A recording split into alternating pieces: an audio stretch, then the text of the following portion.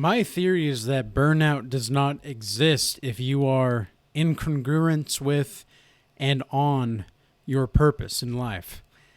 Now, I've heard a lot of talk recently about burnout and avoiding burnout and things to look out for. And what I've concluded is just that theory itself is that your burnout is not going to happen. That fire that is lit inside you, inside your soul, is not going to leave if you are doing something that is worthwhile to you.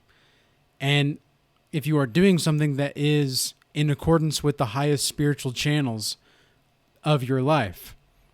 And so what I want this video to be about today is talking about why you are irreplaceable if you are on the path to becoming the best version of yourself.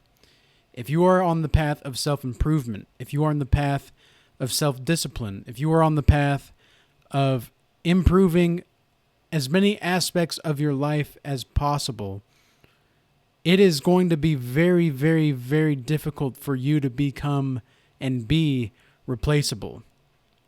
People will remember you, and people will also treat you with this almost celebrity-like energy. I've had so many people over the last year or so, specifically since I started semen retention in May of 2022, that people think that I'm like they tell me that I act in such a way that is so graceful and yet filled with humility, and also just has this very powerful presence about me. It's like they're intimidated by me and by my presence sometimes. Like they like it. They enjoy who I am and they like me, but they also are kind of intimidated.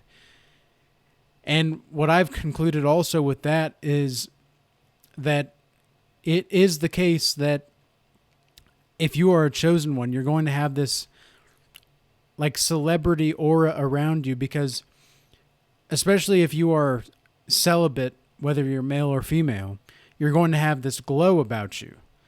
And so, you know, it's easier to replace somebody that's like everybody else than it is to replace somebody that's actually who they are authentically.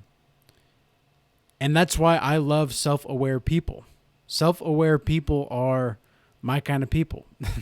I don't like dealing with people that are not self-aware, because even when you're with them, it's like your mind slows down and your whole body just starts to feel kind of achy, and you can't help but feeling just like all of your good vibes that you are trying to send out into the universe are being sucked away by this black hole of a demon in front of you. And it's better to just be away from those kinds of people and just cut them off. And we really don't have any room for manipulation or any room for gaslighting or any kind of room for unsophisticated behavior and wild behavior of any kind. You know, over here, we take our lives seriously and we treat ourselves with dignity and respect. Now, that doesn't mean that you can't have a good time.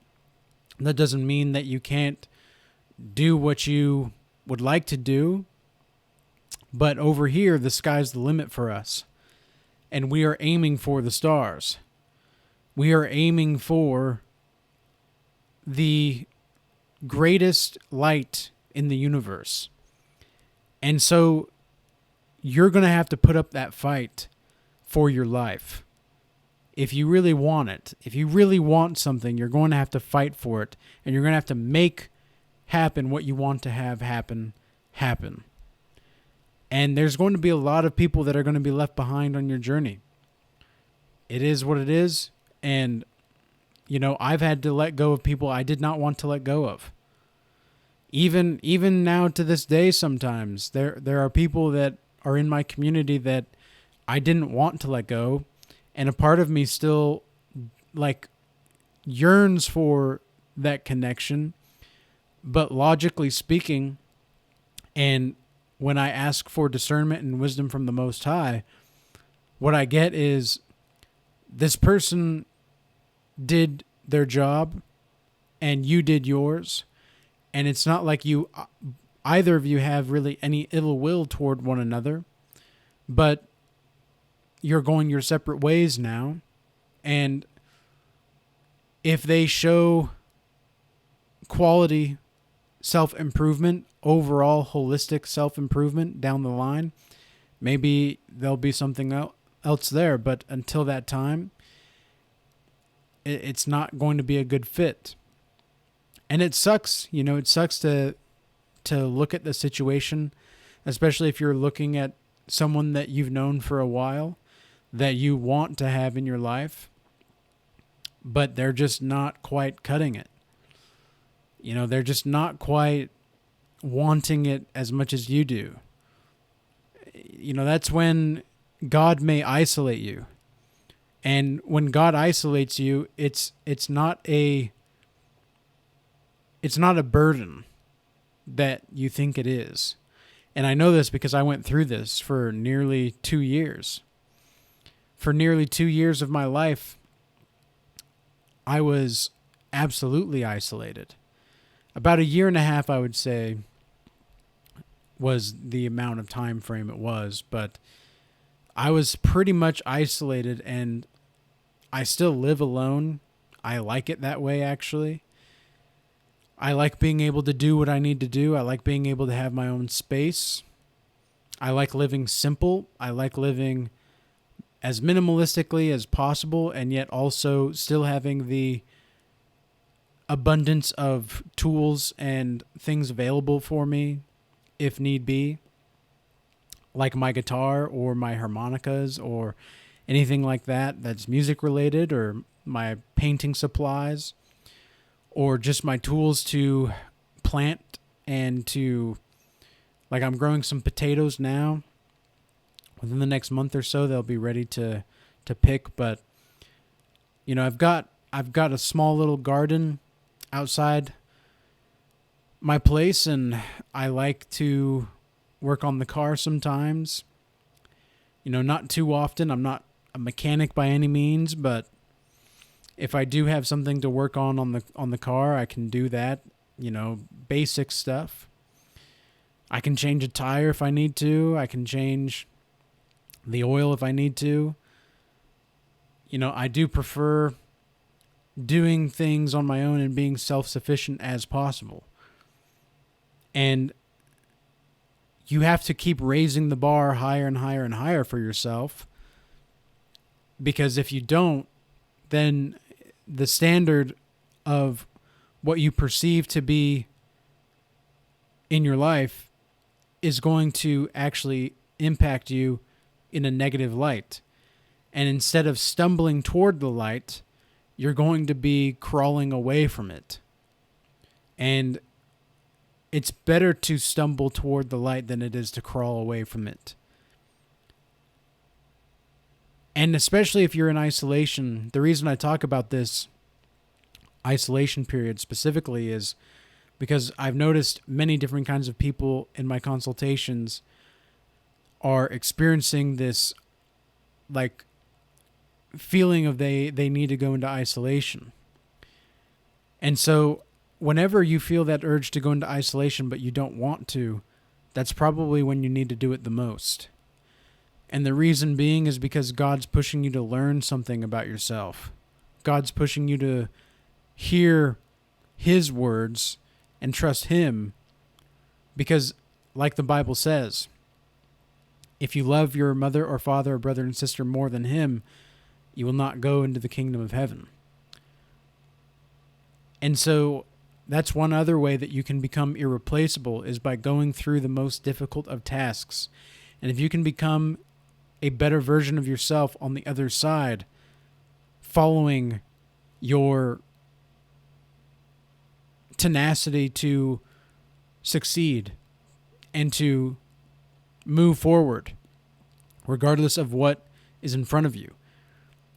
David Goggins says something about, if you're in a fight, you have to keep attacking. You can't let up. You can't let that fire go out. if you're in a fight.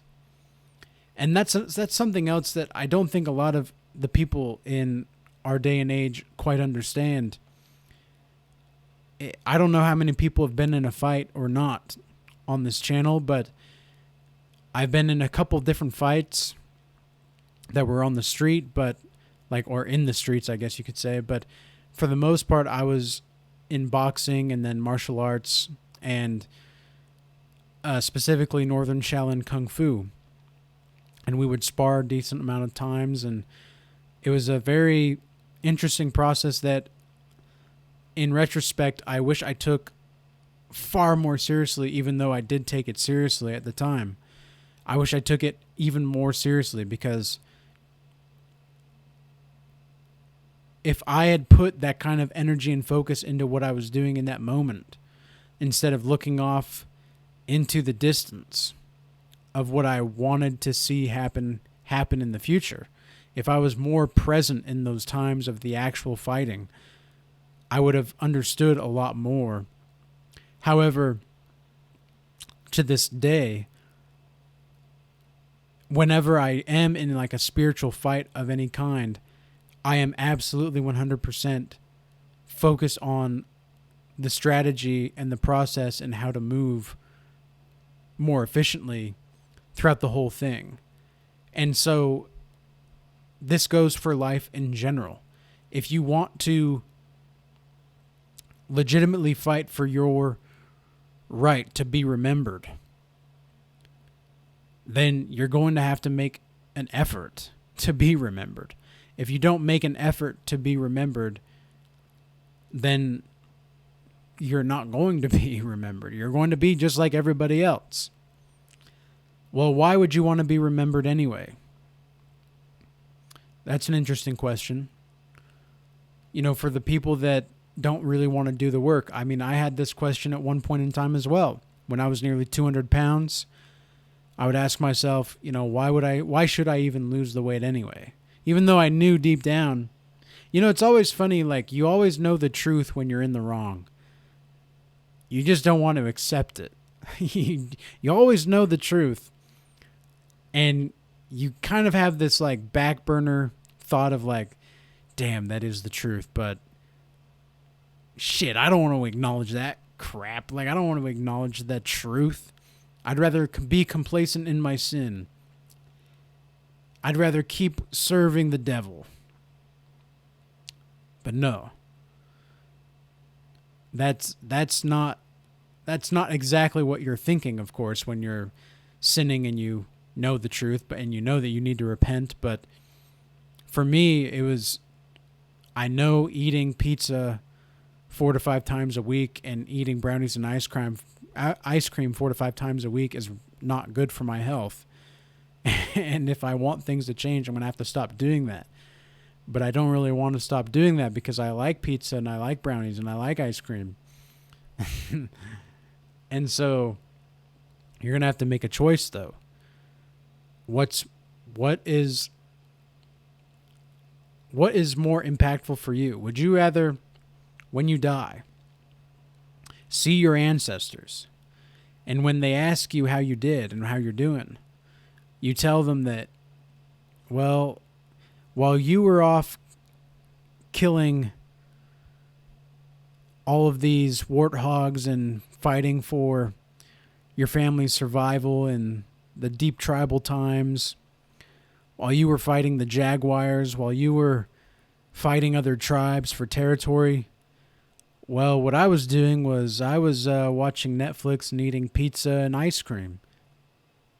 Can you imagine can you imagine my ancestors looking at me like, dude, we killed for you. We died for you so that you could do this? I always have that kind of perspective whenever I'm sinning now with anything, even if it's like corn. I just don't like acknowledging the fact that if my ancestors died and gave their lives for me, and here I am watching 2 people on a screen go at it, Like, how pathetic is that? Like, how embarrassing it is to my bloodline is that? Or if all you want to do is party and have fun, if all you want to do is drink or have a good time or play board games or whatever. And I'm not saying that you can't do those things. I'm just saying that there's a time and a place. And seeing that I'm in my 20s, I'm seeing that putting out as much content for you guys as possible is my number one priority for at least my YouTube channel. And part of that is what it says in the Bible is that charity edifieth. Now, of course, people do donations and give donations, which I'm very grateful for and very appreciative for. And, there's other ways that I can make money on here, but the main purpose is to give people information for free. Because I've lived through a lot of different crazy things in my life, and I've had a lot of different experiences in which I find people to be very insightful and useful. And people have told me that. I mean, you guys have told me that, so I'm going to keep going. And, we're only getting started. This is only the beginning. It's crazy how it took nearly like 150 videos or whatever to get to like 2,000 subscribers. And then it took another like 100 to get to 5,000. And so what I see and what I foresee in the future is that that's only going to compound on itself. And I foresee at least 100,000 people being able to tune into this message down the line. Maybe not this specific message, but my message is down the line. Because I genuinely believe in myself. And that's something that you are going to have to do as well, is that if you don't genuinely believe in yourself, who the hell is going to? And so become irreplaceable by becoming the best version of yourself. Eat healthy, go to the gym, stay on top of everything that you do at work. If you have to do what you got to do, if the job that you have is just a job, treat it as such, but make sure you're doing the best that you can. I believe in doing and being the best at everything that you can, as well as you can, no matter what you're doing. Because, as the saying goes, how you do one thing is how you do everything. And then the 5 people that you spend the most time around are the 5 people that you're going to become like the most. And so I plan to be around people that are fit, that are sharp, that are aware and awakened, that are on point, that are filled with the Spirit, that are conducive to the will of God, and that are in correlation with the will of God, that have integrity, that have passion, that have dignity, and that treat people with respect, and ultimately can serve to be a beacon of light to others out of genuine compassion and love. And I don't see anything really wrong with those virtues, because justice will come to all of us, and vengeance is the Lord's. So we don't need to be seeking vengeance, but it's not necessarily the case that we don't need to not be aggressive either. You have to be capable of being aggressive. You have to be capable of saying no. You have to be capable of closing your freaking legs. You have to be capable of saying no to your addictions. Because once you say no to your addictions, they don't really become addictions anymore. Once you can learn to say no once, you can learn to say no twice. And that can compound on itself through time. So it's going to be very hard to replace you when you are the best version of yourself. Because you are who you are. And you are the epitome of the essence of your being. And so with that being said, I hope this message was useful and insightful. And until next time, peace be with you.